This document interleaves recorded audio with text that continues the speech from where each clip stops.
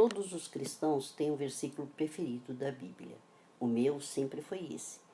Então disse eu: Ah, Senhor Deus, eis que não sei falar, porque ainda sou um menino.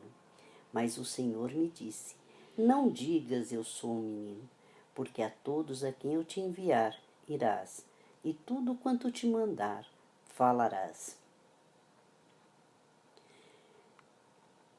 Jeremias capítulo 1, versículos 6 e 7.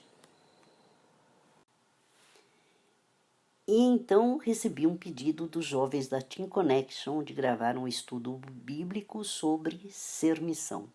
E comecei minha pesquisa com a intenção de escrever um textão, quando me descobri lendo o sermão do reverendo Matias Quintela de Souza, do Paraná, que pastoreou as igrejas 1ª e 2ª de Londrina e 1ª de Curitiba, e que foi publicado no livro Sermões da Igreja, sobre a Igreja e para a Igreja, publicado pela editora Pendão Real em comemoração do centenário da Igreja Presbiteriana Independente do Brasil. Impactou-me sobremaneira e tomo a liberdade de fazer do seu sermão o nosso estudo. Em oração. Senhor meu Deus, no instante que recebo a incumbência de falar para os jovens de todas as idades sobre a difícil e nobre arte de ser missão, me ajoelho diante do seu altar para pedir que toque meu coração e minha mente por intermédio de seu Filho Jesus Cristo e envie o Espírito Santo a todos que possam ouvir. Amém. Identidade e missão do povo de Deus. O equívoco sobre a igreja é o título do livro de Emil Brunner, recentemente publicado em português. Para Brunner, famoso teólogo reformado, o equívoco consiste em identificar a igreja testemunhada no Novo Testamento com uma instituição. Para ele, a igreja é a comunhão com Deus de Jesus Cristo, e enraizada e nascendo dessa comunhão, a comunhão com os homens, a comunhão fraterna. É necessário, na opinião dele, que este conceito deva ser compreendido em todos os seus ângulos para que se possa entender também até que ponto as instituições chamadas igrejas permanecem com a eclésia, a comunidade de Cristo, e à luz dessa norma descobrir qual o valor e a missão dessas instituições. Ou seja, precisamos conhecer a identidade e a missão da Igreja como povo de Deus à luz das Escrituras para que ambos se conservem, como advertiu Jesus. O apóstolo Pedro define com clareza a identidade e a missão do povo de Deus nessas palavras: Vós sois raça eleita, sacerdócio real, nação santa, povo de propriedade de Deus, a fim de proclamardes as virtudes daquele que vos chamou das trevas para a sua maravilhosa luz. 1 Pedro, capítulo 2, versículo 9. Nesse texto, identidade e missão estão inseparavelmente ligados. São dois aspectos da mesma realidade. São as duas faces da mesma moeda. O que somos determina o que fazemos e dá testemunho do que somos. Ser povo de Deus, com as características mencionadas por Pedro, implica na proclamação das virtudes de Deus, reveladas no Filho Jesus Cristo. Paulo afirma a mesma coisa quando ensina que somos salvos pela graça mediante a fé, não pelas boas obras, mas para as boas obras, de antemão preparadas por Deus para andarmos nela. Efésios, capítulo 2, versículos de 8 a 10. Fica evidente, na nossa experiência como Igreja de Jesus Cristo, que ser e fazer são duas realidades unidas, entrelaçadas, inseparáveis. Abraão seria abençoado para que fosse bênção. Gênesis, capítulo 12, versículos de 1 a 3. Aos participantes da nova aliança é dada a ordem para que façam discípulos de todas as nações. Mateus, capítulo 28, versículos de 18 a 20. A compreensão desses fatos torna-se mais clara à nossa mente quando analisamos 1 Pedro, capítulo 2, versículos de 4 a 10. Cristo é a pedra eleita. Essa pedra eleita é o alicerce sobre o qual se constrói o edifício espiritual, sobre a pedra viva que é Cristo. Somos edificados como pedra vivas, a casa espiritual para sermos sacerdócio santo. 1 Pedro de 4 a 5. Não se conhece concreta historicamente Cristo à parte da igreja, nem a igreja à parte de Cristo.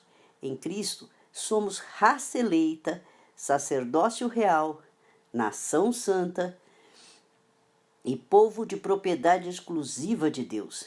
Essas características são todas representadas por substantivos coletivos qualificados, e isso demonstra que a missão pertence ao todo e a cada membro individualmente. O sacerdócio é universal. Não há intermediários entre Deus e seu povo. As possíveis diferenças são de função, nunca de posição. Ao usar a linguagem do Antigo Testamento, Êxodos, capítulo 19, versículos 5 e 6, Pedro deixa evidente que Israel e a igreja são representados como um único povo de Deus nos dois testamentos, em virtude da aliança. O exame das características do povo de Deus como comunidade do reino, depositária da missão de Deus no mundo, deixa clara de que a identidade e a missão do povo de Deus estão entrelaçadas. Raça eleita. A eleição fala da origem da nossa vida espiritual, de acordo com a palavra de Deus. Fomos escolhidos em Cristo antes da fundação do mundo, para sermos santos e irrepreensíveis. Efésios capítulo 1, versículo 4. Somos povo de Deus não pelos nossos esforços, pelos nossos méritos, mas pela graça misericordiosa do Pai. Pedro, é claro. Vós sim, que antes não erais povo, mas agora sois povo de Deus, que não tinhais alcançado misericórdia, mas agora alcançastes misericórdia. 1 Pedro, capítulo 2, versículo 10. A razão para a eleição de Israel era a mesma. O Senhor teu Deus te escolheu para que lhe fosses o seu próprio povo, de todos os povos que há na terra. Não vos teve o Senhor afeição, nem vos escolheu porque fosseis mais numerosos do que qualquer outro povo, pois éreis o menor de todos os povos, mas porque o Senhor vos amava e para guardar o juramento que fizera a vossos pais. Deuteronômio, capítulo 7, versículos 6 e 8. Pela eleição, estamos eternamente identificados com o nosso Salvador. A vida que temos é dádiva de Deus em Cristo. É bênção que recebemos de Deus. Aceitar essa bênção é alcançar salvação eterna. Rejeitá-la implica perdição eterna. Esaú, por ser forte e ousado nas coisas do mundo, rejeitou a bênção, não sentia necessidade dela. Jacó, por admitir suas fraquezas humanas, anelava pela bênção, sentia que não podia viver sem a bênção de Deus. Por isso, Jacó foi um crente, mas Esaú um profano. Hebreus 12, 16. A eleição deve ser entendida tanto como privilégio, mas, acima de tudo, como oportunidade de servir a Deus, servindo os homens. Deus nos abençoa para que sejamos bênçãos em sua mão. Foi isso que ele disse a Abraão: em ti serão benditas todas as famílias da terra. E mais, e te abençoarei e te engrandecerei o nome, sê tu uma bênção. Gênesis capítulo 12, versículos de 2 a 3. Somos abençoados gratuitamente por Deus mediante a fé, mas a fé é ação, é obediência, que confirmamos nossa eleição. Os judeus entenderam a eleição mais como privilégio do que como responsabilidade. A consequência foi o desprezo aos gentios e a omissão em transmitir-lhes o Evangelho. Quando o profeta João Batista pregava o arrependimento e batizava, alguns líderes religiosos, fariseus e saduceus, foram ao profeta, não com atitude de arrependimento, mas confiando nos privilégios da eleição. Ouviram do mensageiro de Deus palavras severas e fulminantes, não os considerando raça eleita, mas raça de víboras. Perguntou: quem os induziu a fugir da ira vindoura? Produzi, pois, frutos dignos de arrependimento, e não comeceis a dizer entre vós mesmos: temos por pai a Abraão, a eleição, porque eu vos afirmo que dessas pedras Deus pode suscitar filhos a Abraão. Já está posto o machado à raiz das árvores, e toda árvore, pois que não produz bom fruto, missão, é cortada e lançada ao fogo. Mateus, capítulo 3, versículos de 7 a 10. Se a igreja deixa de ser uma bênção, perde também o direito de ser igreja. Mas o sentido comunitário da eleição, nação santa, comunica mensagem de conforto ao nosso coração. A igreja, como casa espiritual, está edificada sobre Cristo e contra ela não prevalecerão as portas do inferno. A realidade da eleição nos diz que a vida da igreja é divina e, portanto, indestrutível. Pode ser que uma instituição que se chama Igreja Cristã deixe de ser a verdadeira igreja, mas a igreja do Senhor jamais deixará de existir. E se o povo de Deus se tornar omisso no cumprimento da sua missão, as pedras clamarão. Ao privilégio da eleição corresponde sempre a responsabilidade da missão. Sacerdócio real. A igreja é reino de sacerdotes. Sacerdote é aquele que, servindo a Deus, ministra às necessidades dos homens. O que os sacerdotes eram para o povo de Deus na antiga aliança, todo o povo de Deus é para o mundo, como sacerdócio real na nova aliança. A igreja serve aos homens, servindo a Deus. O sacerdócio nos ensina que a vida graciosamente recebida de Deus pela fé é devolvida a Ele em amor e consagração ao seu serviço. A Bíblia nos exorta a entregar os nossos corpos em sacrifício vivo, santo e agradável a Deus. O crente, como sacerdote, entrega-se a Deus antes que a uma tarefa. Não faz apenas algumas coisas para Deus, mas participa da obra de Deus no mundo. Não oferece um trabalho a Deus, mas oferece ante a si próprio em sacrifício espiritual, em completa submissão a Deus. Moisés, por exemplo, foi salvo milagrosamente por Deus, através de pessoas humanas. Foi educado na religião de seus pais e em toda a ciência egípcia. Considerou-se a certa altura apto para exercer a sua missão. Viu quando o egípcio maltratava um hebreu, seu irmão, olhou para os lados, não vendo ninguém, matou o egípcio e o escondeu na areia. No outro dia, percebeu que o seu ato tinha sido descoberto. Temeroso, fugiu. Deus o colocou de lado durante 40 anos, pois Moisés entregou-se ao trabalho e não se entregou a Deus. Olhou para os homens e não olhou para Deus. Temeu a presença dos homens, mas não temeu a presença de Deus. Quis ser missionário, mas tornou-se homicida.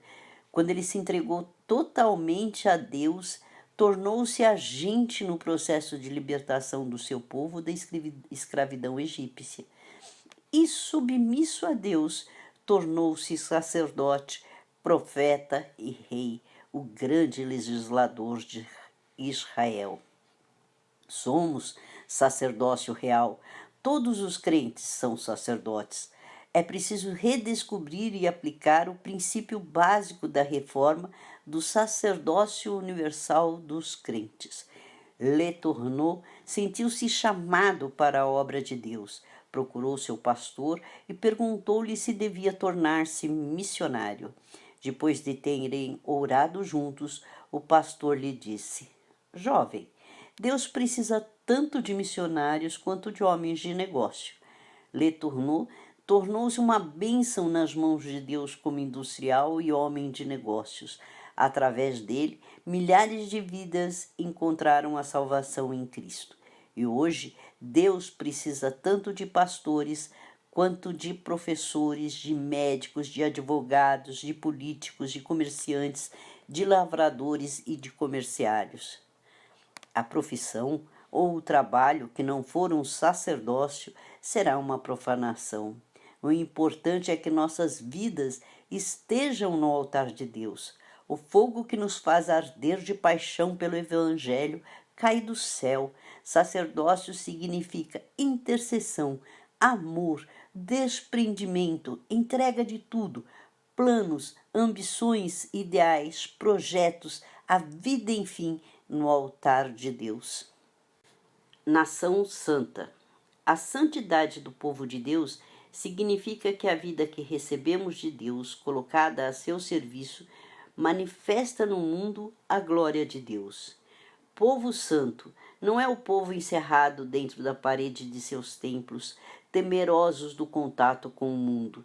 Jesus era santo e modelo de santidade, mas não teve receio, por exemplo, de conversar com a mulher samaritana que era acusada de viver em pecado. Pelo contrário, conversou com ela naturalmente, comunicou-lhe a graça, transformou a vida daquela mulher que tinha sede de amor genuíno. Ele não foi influenciado e nem corrompido pelo pecado da samaritana. Jesus foi censurado porque contemplava com os pecadores, entrava em suas casas e participava das suas refeições. Mas esta era a sua missão. Ele veio buscar e salvar os perdidos. Ele afirmou que os sãos não precisam de médicos, e sim os enfermos. A luz só brilha e se faz necessária onde há trevas. O sal só exerce suas funções quando misturado nos alimentos. Daniel não se recusou a viver no palácio da Babilônia, mesmo sabendo que ali havia luxúria, corrupção, pecado, mas determinou em seu coração não se contaminar e, pela graça de Deus, não se contaminou. Exerceu funções públicas de alta responsabilidade. Quando foi tentado com ardis e sutilezas para negar o seu Deus, permaneceu fiel, não temendo as consequências. Deus o livrou da boca dos leões e, diante da manifestação da glória de Deus, através de sua vida, o rei, que tinha pretensões imperiais, decretou para que todos os povos, tribos e línguas tremessem e temessem diante do Deus de Daniel. Isso significa ser santo. Santidade que corre do mundo não é santidade, é covardia, é fraqueza espiritual, é hipocrisia. Somos santos em virtude da nossa relação com Cristo, na figura da casa espiritual usada por Pedro. As pedras vivas que somos nós estão relacionadas umas com as outras e todas com a pedra eleita e preciosa que é Cristo, o fundamento do edifício. 1 Pedro, capítulo 2, versículo de 4 a 5. O povo de Deus é santo porque está ligado a Cristo, como o ramo está ligado ao tronco da videira, de onde recebe a seiva que o alimenta e o capacita a produzir frutos. Ninguém consegue ser santo fora da comunhão do povo de Deus. A santidade do povo de Deus depende da obediência aos mandamentos recíprocos, encontrados em mais de 50 passagens do Novo Testamento, caracterizados pela expressão uns aos outros.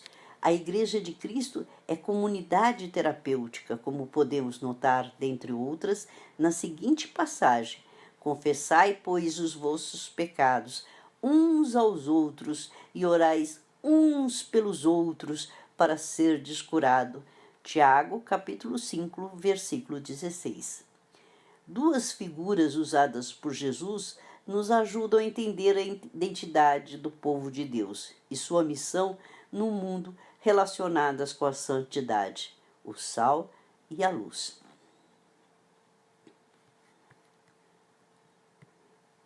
O sal tem que permanecer sal para que possa exercer a sua ação purificadora e temperadora. Se ele se tornar insípido, para nada mais presta senão para ser lançado fora e ser pisado pelos homens. Mateus capítulo 5, versículo 13. A ação do sal é invisível, mas é necessária para o mundo. Ele exerce a sua função se estiver fora do saleiro. Assim, o povo de Deus está presente no mundo, mas não é do mundo. Sem identidade, não há presença. Sem presença, não há missão. Além do efeito invisível do sal, os discípulos de Cristo são chamados para exercer no mundo o brilho visível da luz. Ele disse: vós sois a luz. Mateus capítulo 5, versículo 14. Não existe vida cristã secreta. Os cristãos são luz pelo próprio chamado de Deus. A luz tem que ser vista, mesmo que não queira, pois não se pode esconder uma cidade edificada sobre um monte.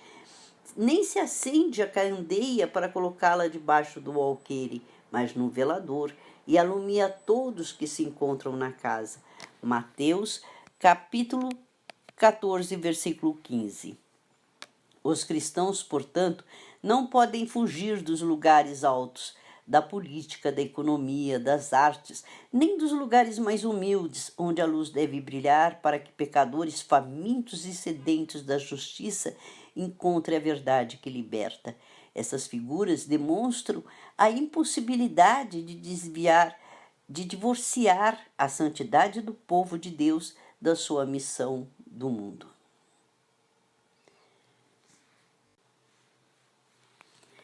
Concluindo, lembramo-nos da resposta enfática de Jesus à pergunta de Pilatos sobre sua identidade e missão.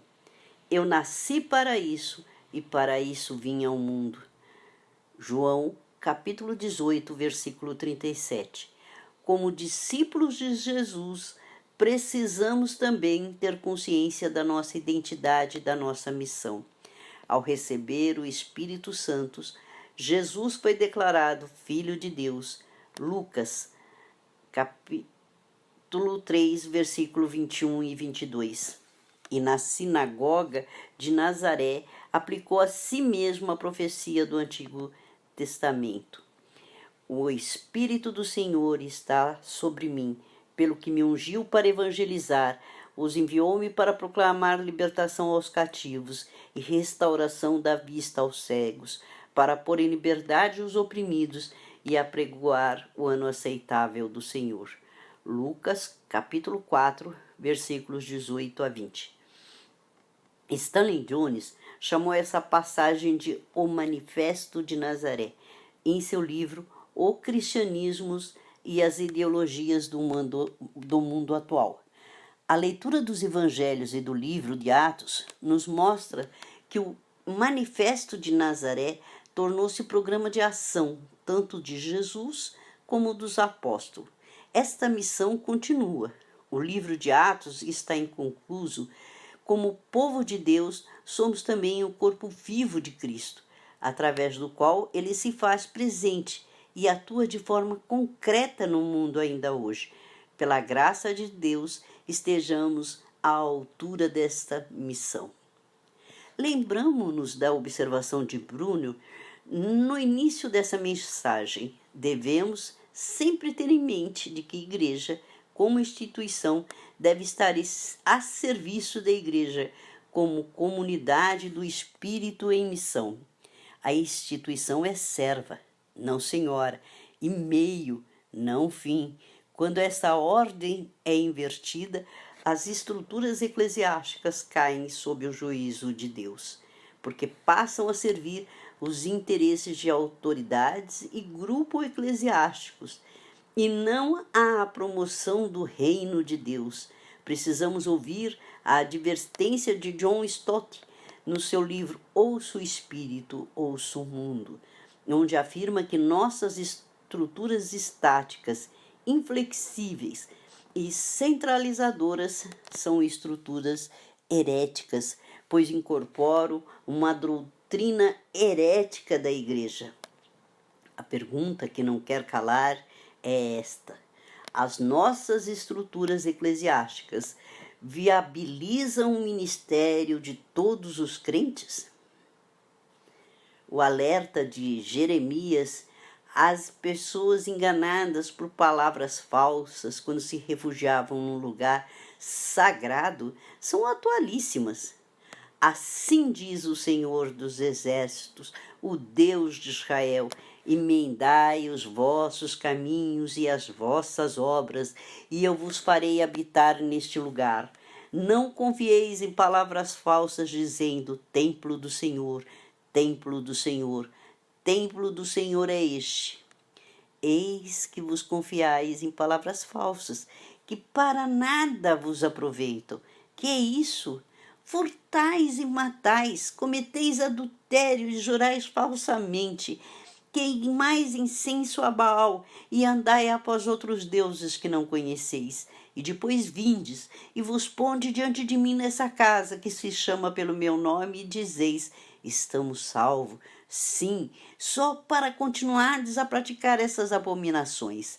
Será que essa casa, que se chama pelo meu nome, um covil de salteadores aos vossos olhos?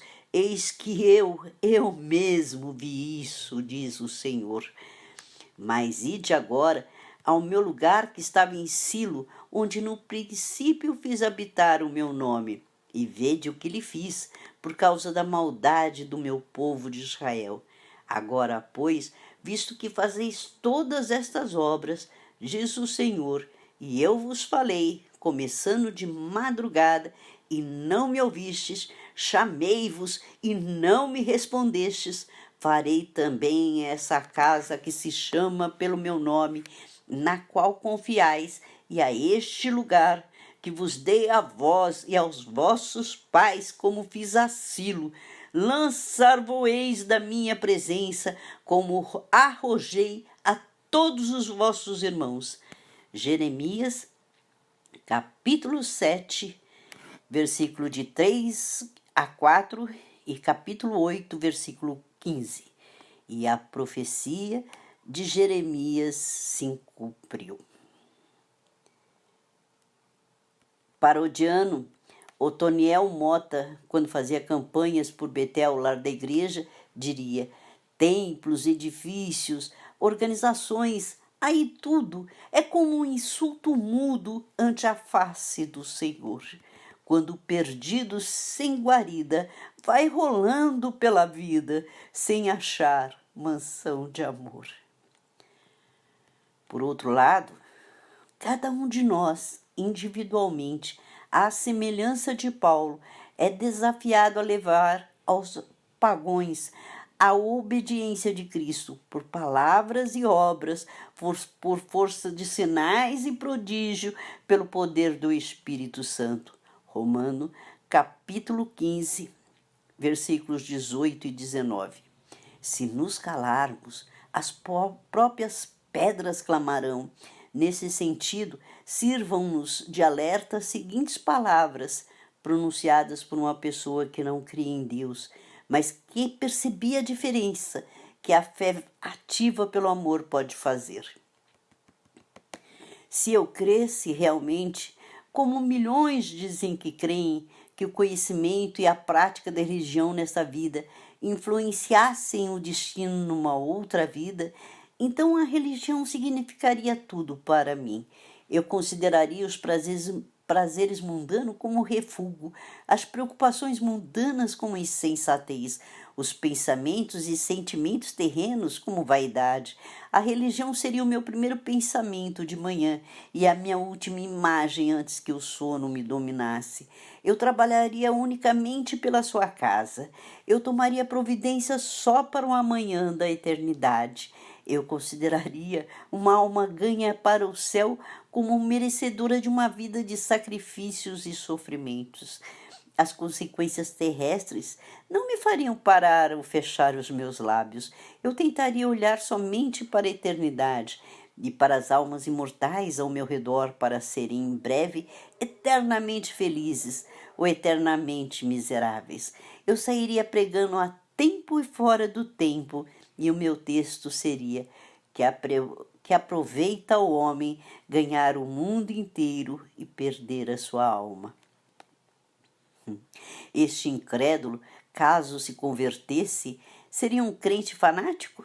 Entendo que, exceto uma compreensão mais realista da importância do Evangelho para o tempo presente, seria um crente razoável, seria coerente com sua fé, seria uma bênção, e é para isso que somos desafiados. Amém.